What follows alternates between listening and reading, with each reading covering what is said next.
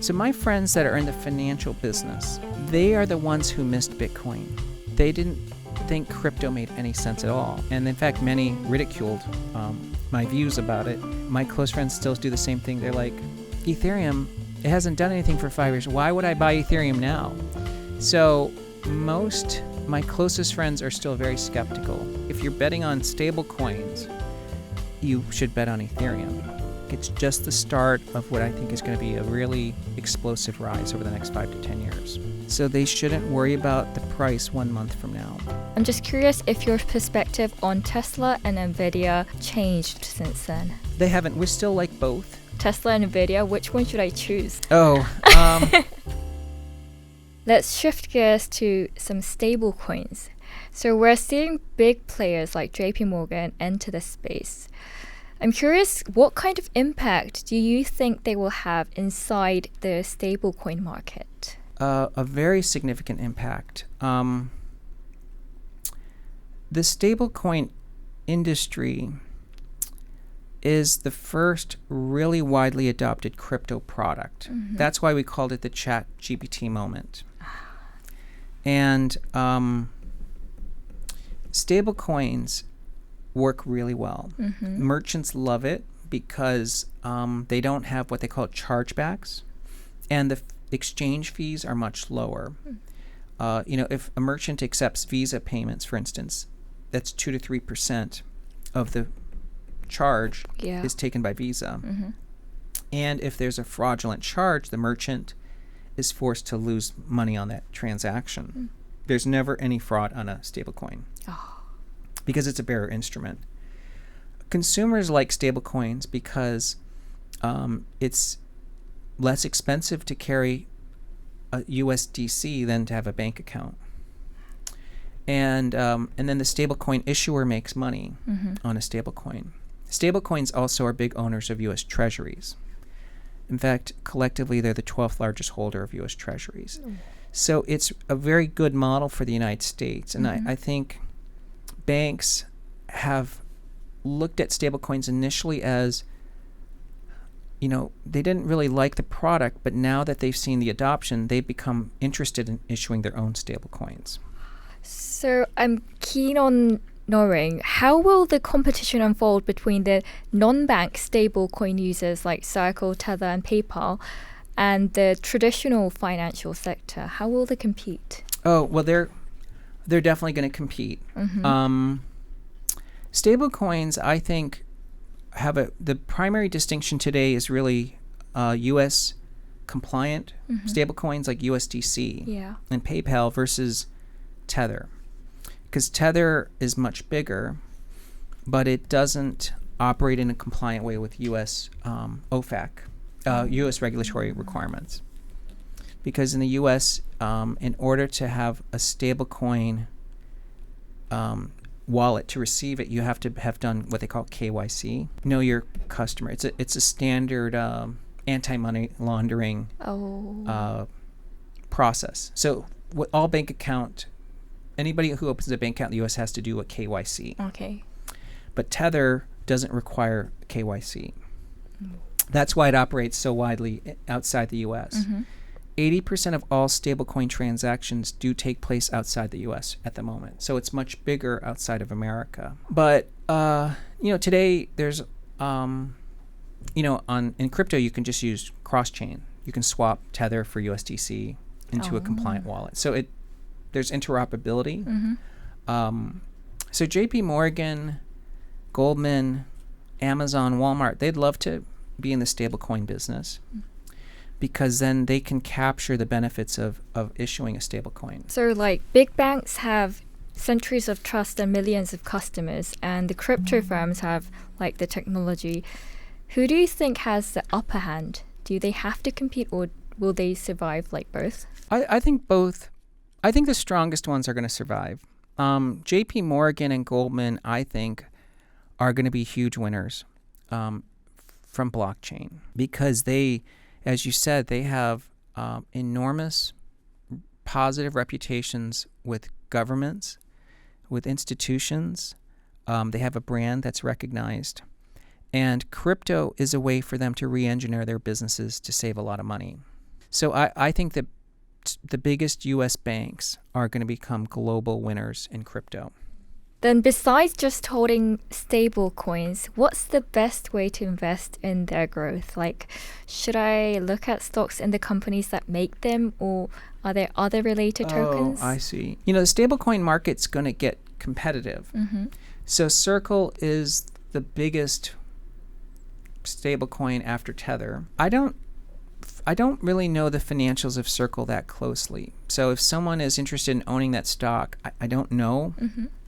But stable coins have to run on a blockchain, right? So Tether, USDT and USDC, they operate on top of an existing blockchain.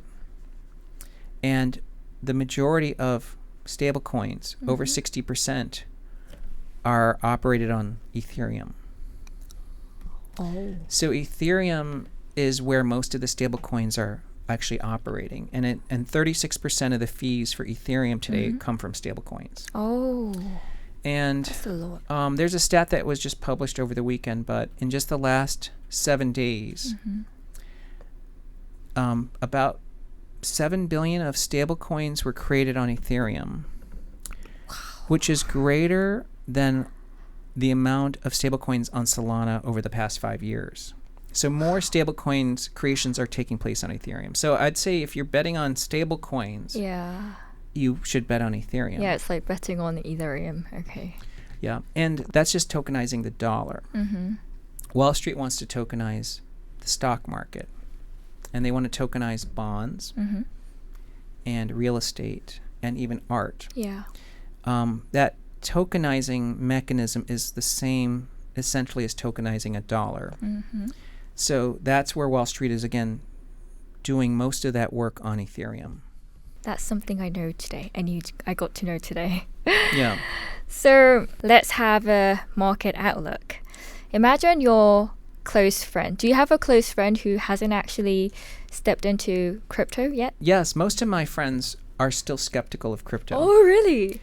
Yeah. In fact, many... That's surprising. Yeah. So my friends thought Bitcoin was... So my friends that are in the financial business, they are the ones who missed Bitcoin. Because in 2017, their knowledge of the world is traditional stocks, traditional bonds. They didn't think crypto made any sense at all. So they were very skeptical of Bitcoin. And in fact, many ridiculed my views about it. Of course, now they acknowledge it was a great idea. I think they'll regret it. Yeah. But now when I tell my friends about Ethereum, my close friends still do the same thing. They're like, Ethereum, it hasn't done anything for 5 years. Why would I buy Ethereum now? So my closest friends are still very skeptical. Wow, that's very, very interesting.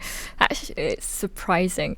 So imagine your close friend who are working in the traditional bank wants to start investing in crypto this year. We have like 5 months or 6 months left.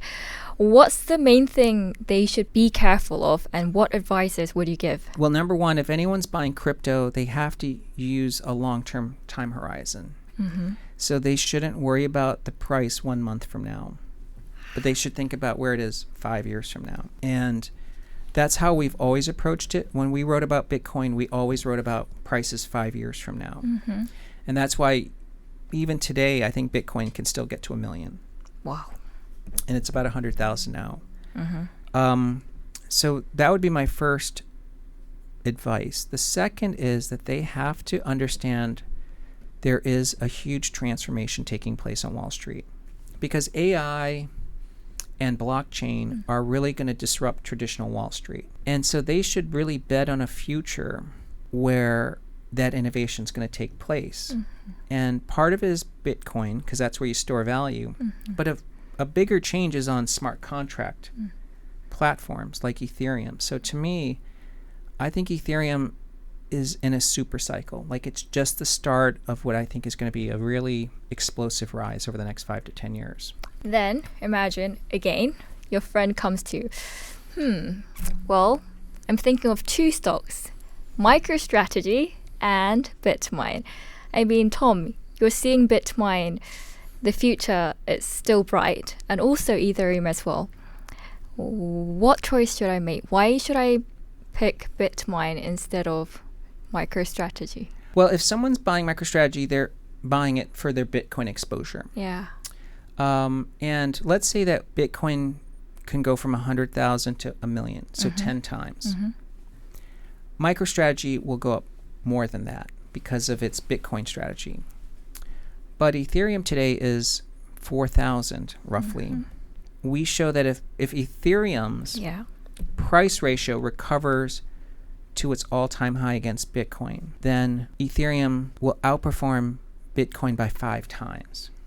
Okay, meaning if Bitcoin goes to 1 million, and that's 10 times from here, that means Ethereum could go up 50 times. Wow.